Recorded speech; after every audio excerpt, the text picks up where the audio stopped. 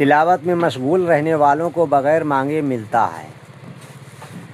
سرکار مدینہ صلی اللہ تعالیٰ علیہ وسلم نے فرمایا، اللہ عز و جل فرماتا ہے کہ جس کو قرآن نے میرے ذکر اور مجھ سے سوال کرنے سے باز رکھا اسے میں اس سے بہتر دوں گا جو مانگنے والوں کو دیتا ہوں، اور کلام اللہ عز و جل کی فضیلت دوسرے کلاموں پر ایسی ہے جیسی اللہ عز و جل کی فضیلت اس کی مخلوق پر ہے۔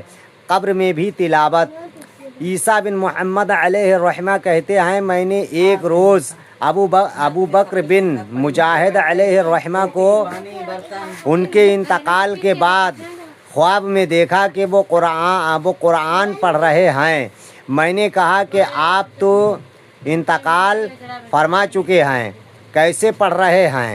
تو انہوں نے فرمایا کہ میں ہر نماز کے بعد اور ختم قرآن کے بعد دعا کرتا تھا کہ اے اللہ عز و جل تو مجھے قبر میں تلاوت قرآن کی توفیق دینا، اس لیے میں پڑھتا ہوں۔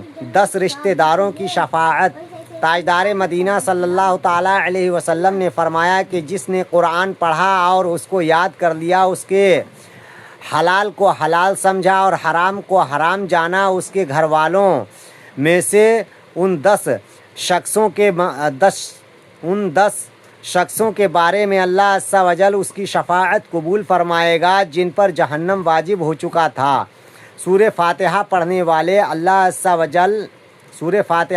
والے سے اللہ عز و جل راضی رہتا ہے۔ اللہ عز و جل نے عرش کے نیچے ایک فرشتہ پیدا فرمایا ہے جس کا سر انسان جیسا ہے، اس کے 70,000 بازو ہیں اور ہر بازو پر فرشتوں کی ایک جماعت موجود ہے۔ اس کے دائیں رخسار پر سورہ اخلاص اور بائیں پر اشہد ان لا الہ الا اللہ اور پیشانی پر سورہ فاتحہ لکھی ہوئی ہے۔